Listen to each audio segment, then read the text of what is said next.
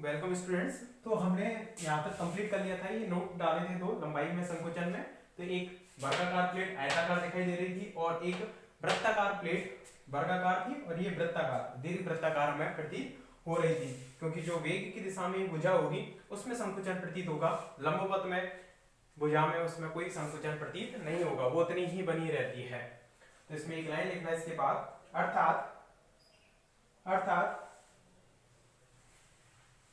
यदि कोई वर्गाकार प्लेट यदि कोई वर्गाकार plate V tends to C, वर्गाकार plate V tends to C वेग से गतिशील है तो, वर्गाकार plate V tends to C वेग से गतिशील है तो वह आयताकार दिखाई देगी, वह आयताकार दिखाई देगी। इसी प्रकार कोई वृत्ताकार प्लेट V वेग से गतिशील है तो, वृत्ताकार प्लेट V वेग से गतिशील है तो वह दीर्घ वृत्ताकार प्रतीत होगी, दीर्घ वृत्ताकार प्रतीत होगी।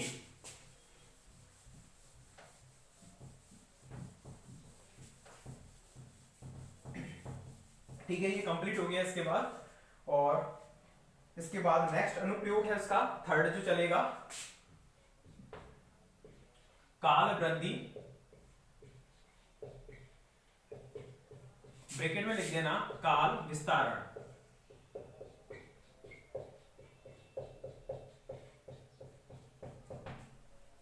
काल वृद्धि या काल विस्तारण, विस्तार मतलब वृद्धि होना, काल में समय में वृद्धि हो जाएगी। किस तरह से, अगर कोई घड़ी को आप स्थिर अवस्था के सापेक्ष देख रहे हो तो वहां पर समय है वो थोड़ा फास्ट चलता है, जबकि किसी गतिशील निर्देश तंत्र के सापेक्ष आप समय को बता रहे हो तो वहां पर जो समय है वो धीमा चलता है। थोड़ा लगा अजीब, देखते हैं किस तरह से। ये कहना था अल्बर्ट आइंस्टाइन का। सभी कहते हैं कि समय किसी के लिए नहीं रुकता, लेकिन अल्बर्ट आइंस्टाइन कहते थे कि समय है उसकी भी जो गति है उसको धीमा अथवा फास्ट किया जा सकता है, बस शर्त है कि आप उसको किसके सापेक्ष देख रहे हो। यदि एक घड़ी है स्थिर अवस्था में है तो वो जैसा आप देख रहे हो नॉर्मली वैसा ही होगा, और यदि वो v वेग से गतिशील है और v कैसा है, टेंड्स टू c है, तो उसके लिए लगभग समय रुक जाएगा। v एग्जैक्ट इक्वल टू अगर c हो गया उस घड़ी के लिए, तो उस घड़ी के लिए या उस व्यक्ति के लिए समय रुक जाएगा, मतलब समय आगे बढ़ेगा ही नहीं। मतलब समय की जो चाल है वो उस वेग पर भी डिपेंड करती है, घड़ी के वेग पर भी डिपेंड करती है। तो इस तरह से कहना था अल्बर्ट आइंस्टाइन का। ये x रहा, ये y रहा, ये z रहा, इस तरह से ये O रहा, ये S निर्देश तंत्र है, और एक S डैश है जो कि S के सापेक्ष नियत वेग v से क्या है प्लस x दिशा में गतिशील है। वही पहली जैसी स्थिति ले रहे हैं, x y z डैश, ये S डैश है और v वेग से ये गतिशील है। वही वाली स्थिति है कि S प्रेक्षक में हूं, S डैश जैसे कि एक बस मान ली, उस बस के अंतर्गत एक क्लॉक रखी हुई है। क्या रखी हुई है इसके अंतर्गत? एक क्लॉक C रखी हुई है। तो इस C की जो स्थिति है यहाँ पर मान ली हमने कितनी बनी हुई है, x1 डैश बनी हुई है। कितनी बनी हुई है? ये x1 डैश बनी हुई है, जबकि ये जो क्लॉक है बस में अंदर रखी हुई है, तो इसके सापेक्ष तो कैसी है, वो स्थिर अवस्था में है। तो इसके अंतर्गत कोई भी घटना घटित हो रही होगी, इस बस के अंतर्गत कोई भी घटना घटित हो रही होगी, तो उसका समय अगर हम इस घड़ी के सापेक्ष देखें, इस घड़ी के सापेक्ष देखें तो वो घड़ी स्थिर अवस्था में है उस निर्देश तंत्र के सापेक्ष, तो उसमें समय जो होगा वो उसका वास्तविक समय होगा। जबकि यहाँ पर कोई भी घटना घटित हो रही है और उस घटना को हम इस क्लॉक से रिलेटेड कर रहे हैं, तो ये घड़ी कितने वेग से गतिशील है, इसके सापेक्ष v वेग से।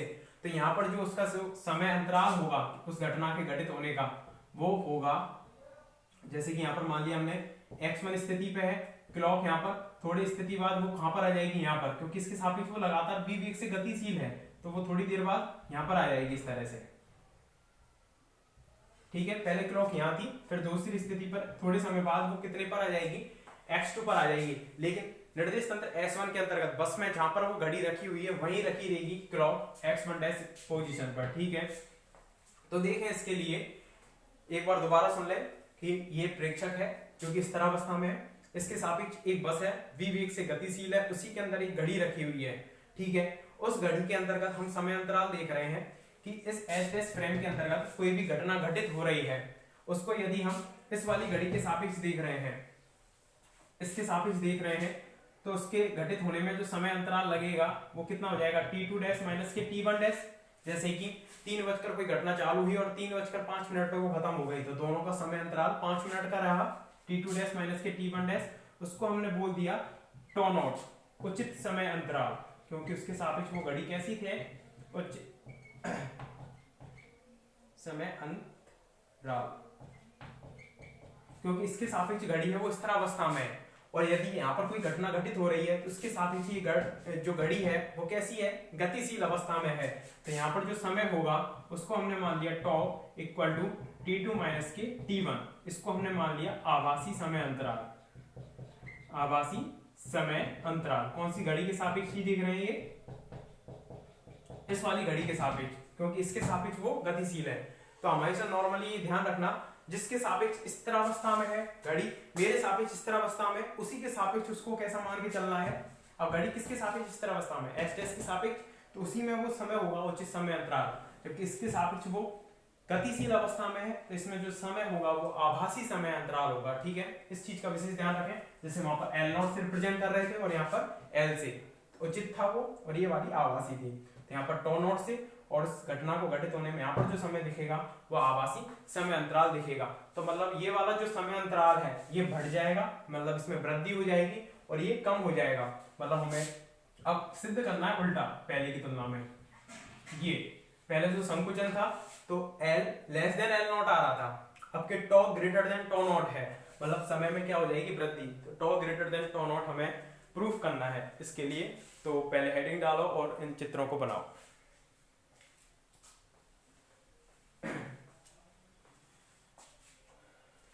अजीब ही वैज्ञानिक थे अल्बर्ट आइंस्टाइन।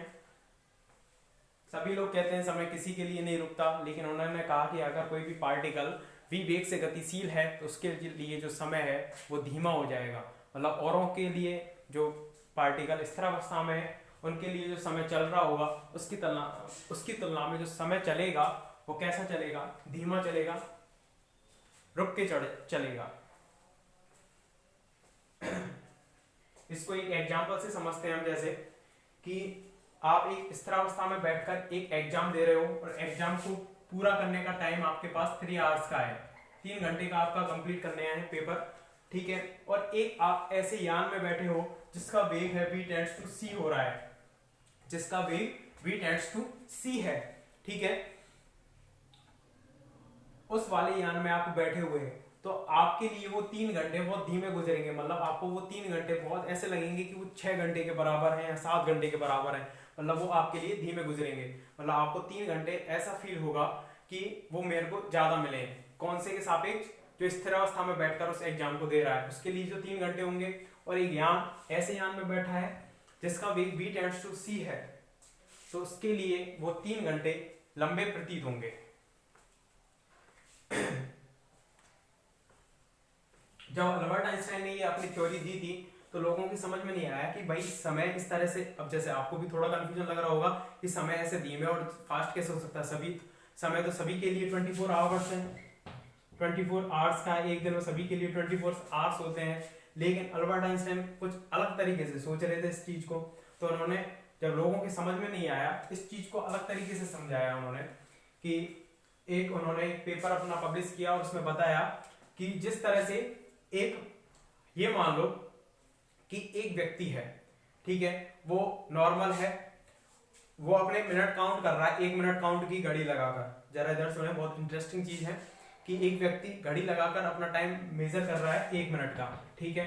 अब उसी व्यक्ति को गर्म तवे पर बैठा दो, आप उसका 1 मिनट मेजर करवाओ, तो कौन से टाइम उसको 1 मिनट ज्यादा भारी लगेगी, बड़ी लगेगी, बताओ कौन से टाइम पर उसको 1 मिनट ज्यादा भारी लगेगी? जब वो तवे पर बैठा हुआ है उस टाइम पर वो 1 मिनट उसको निकालना बहुत भारी होगा। मतलब उसको लगेगा कि वो 1 मिनट काफी बड़ी हो चुकी है उसके लिए। मतलब समय हर स्थिति पर डिपेंड करता है कि कौन सी स्थिति में वो फास्ट गुजर रहा है और कौन सी स्थिति में धीमे गुजर रहा है। आप नॉर्मली भी फील करते होंगे जैसे कि आप कभी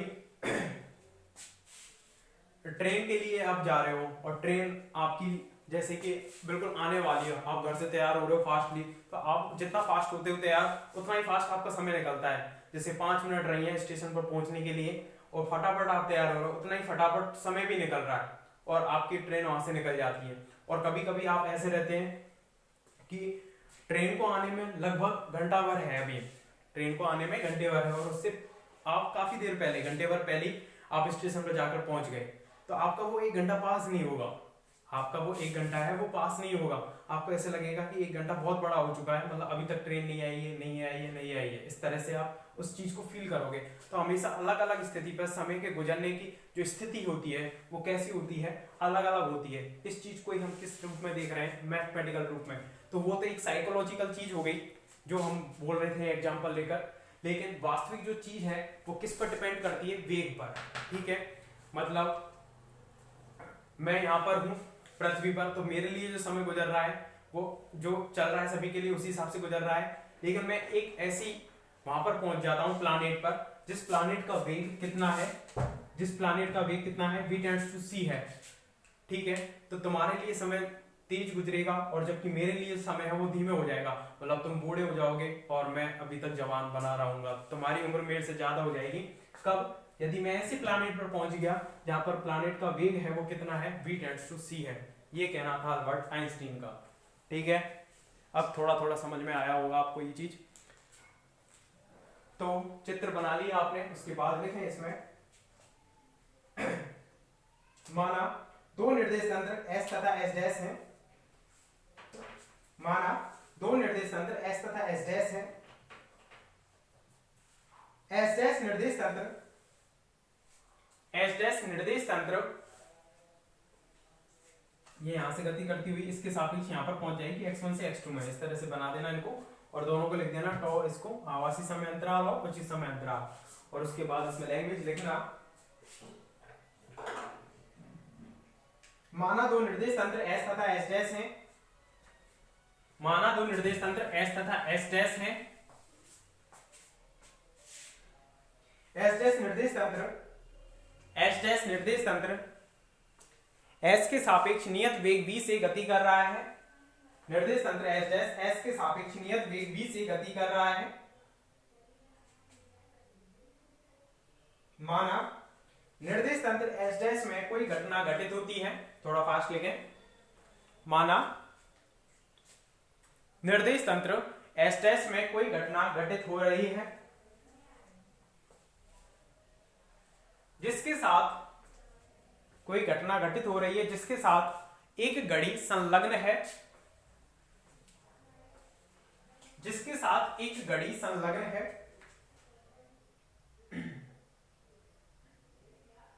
अतः उस घटना के घटित होने में लगा समय अंतराल, अतः उस घटना के घटित होने में, अतः उस घटना के घटित होने में लगा समय अंतराल उचित समय अंतराल कहलाता है। अतः उस घटना के घटित होने में लगा समय अंतराल उचित समय अंतराल कहलाता है।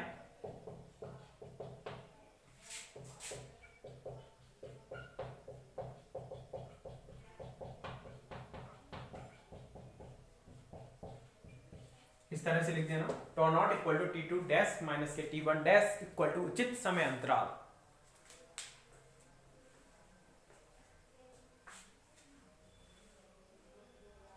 यदि यह घटना निर्देश तंत्र S में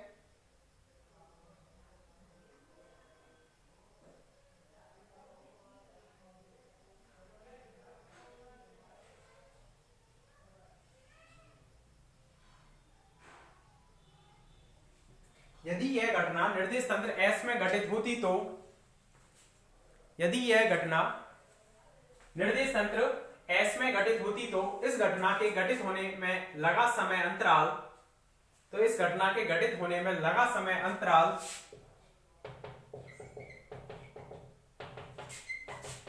आभासी समय अंतराल होगा।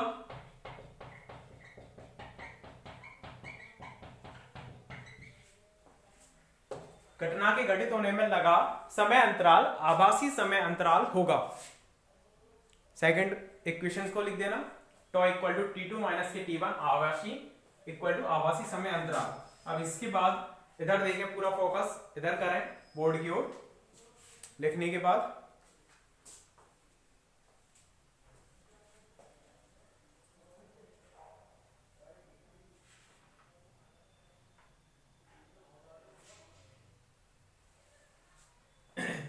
देखें, अब यहां पर हमें लॉरेंज रूपांतरण समीकरण यूज करनी है, लेकिन व्युत्क्रम वाली, व्युत्क्रम लॉरेंज रूपांतरण समीकरण से। अब हमें समय वाली, लंबाई के लिए पहली वाली यूज की थी, समय वाली कौन सी थी, चौथी इक्वेशन थी। तो टी डैश इक्वल टू कितनी थी, अल्फा टी माइनस के V X upon C square. ये तो कौन सी थी, लॉरेंज रूपांतरण की थी। अब व्युत्क्रम बनानी है, इसको प्लस करना है, इसको डैश करना है और इसको भी डैश करना है, इस तरह से।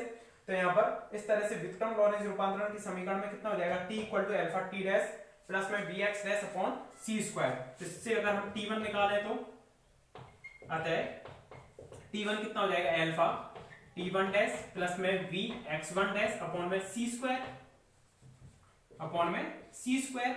और इसी तरह से T2 कितना हो जाएगा, alpha T2 dash plus V x2 dash upon में सी स्क्वायर। ये हो जाएगा व्युत्क्रम लॉरेंज रूपांतरण की समीकरण में। अब यहां पर x1 डैश और x2 डैश किसके अंतर्गत पोजीशन है, उस घड़ी की पोजीशन को रिप्रेजेंट कर रहे हैं, x1 डैश और x2 डैश। जबकि दोनों ही कैसी स्थिति पर, हमेशा इसके सापेक्ष तो छड़ है, सॉरी घड़ी है, वो हमेशा x1 डैश स्थिति पर ही बनी रहेगी, क्योंकि इसके सापेक्ष तो वो गतिशील है ही नहीं, इसके सापेक्ष गतिशील है। तो इसमें चेंज हो रहा है x1 से x2, इसमें तो हमेशा कहां पर पोजीशन रहेगी उसकी, x1 डैश पर। तो यहाँ पर समीकरण हमने इसको बोल दिया 3, इसको बोल दिया 4। अब हमें इस रूप में निकालना है, तो हम निकालते हैं टी, अतः इसलिए T2 माइनस के T1 equal to alpha T2 dash plus V x2 dash upon में C square, x2 dash upon C square. Minus करते हैं इसको, अल्फा अभी लिखे नहीं, T1 dash plus V x1 dash upon में सी स्क्वायर। यहां तक कर सकते हैं इसको। अब यहां पर कितना हो जाएगा, अल्फा T2 डैश माइनस के T1 डैश, और ये वाली जो टर्म है इसमें से हम लिख सकते हैं alpha v upon C square को कॉमन ले लिया, और x2 डैश माइनस के x1 डैश, इस तरह से लिख सकते हैं। चूंकि x2 dash equal to x1 dash ही रहेगा, always x1 dash equal to x2 dash ही रहेगा, क्योंकि हमेशा घड़ी है वो इसके सापेक्ष इस तरह अवस्था में बैठी हुई है। मतलब एक बस है, उसके अंदर घड़ी रखी हुई है, तो वो अपनी पोजीशन को चेंज नहीं कर रही है, क्योंकि उसके सापेक्ष तो वो कैसी है, इस तरह अवस्था में है। तो यहाँ पर कितना हो जाएगा, T2 माइनस के T1 equal to alpha T2 dash minus की कितना हो जाएगा, T1 डैश। ये वाली टर्म कितनी हो जाएगी, 0। T2 माइनस T1 इसको हम लिख सकते हैं कितना, टॉ, इसको लिख दिया अल्फा, इसको लिख दिया टॉ नॉट। तो टॉ इक्वल टू कितना हो जाएगा, टॉ नॉट अपॉन में रूट ऑफ कितना हो जाएगा, 1 माइनस के V square upon C square, ये हो जाएगा। और इसकी वैल्यू कितने से कितने के बीच में थी, 0 से 1 के बीच में, 0 से 1 के बीच में।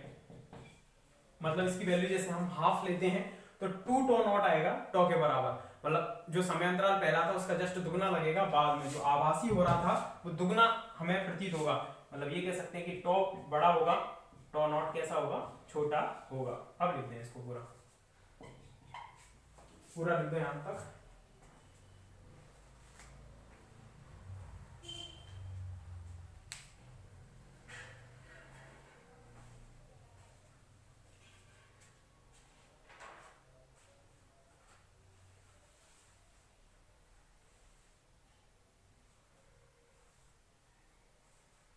मतलब अगर समय को आप गतिशील घड़ी में मेजर कर रहे हो तो उसमें जो समय अंतराल महसूस होगा, वो प्रतीत होगा, वो ज्यादा प्रतीत होगा। इसी को बोल रहे हैं काल वृद्धि। पूरा लिख दें, टॉ ग्रेटर देन टॉ नॉट तक। इसी प्रकार से आपने एक और फॉर्मूला पढ़ा होगा द्रव्यमान वृद्धि का, वो तो आपने 12th में यूज किया होगा, उसका डेरिवेशन नहीं पढ़ा होगा, लेकिन उसका डेरिवेशन है यहाँ पर m equal to M naught upon root of 1 minus के V square upon C square. ये वाला आपने पढ़ा होगा। द्रव्यमान में वृद्धि होने लग जाती है अगर कोई particle v tends to c velocity से क्या कर रहा है, मोशन कर रहा है, या ये कहें कि आपेक्षीय गति कर रहा है। आपेक्षीय गति का मतलब क्या है? P tends to C।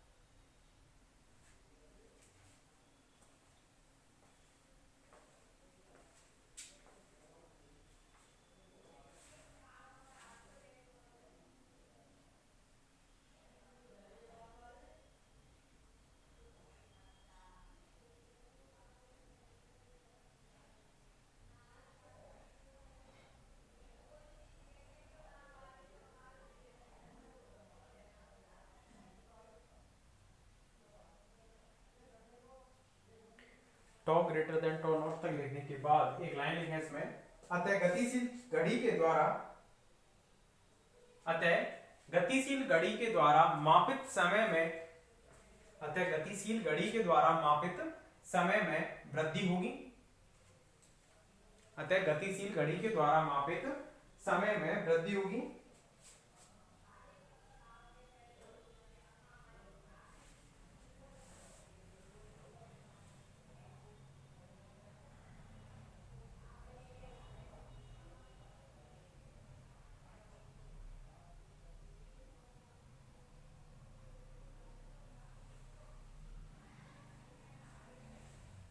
इसे ही काल वृद्धि कहते हैं।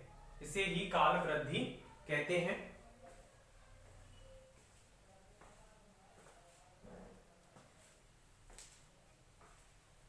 इसे ही काल वृद्धि कहते हैं।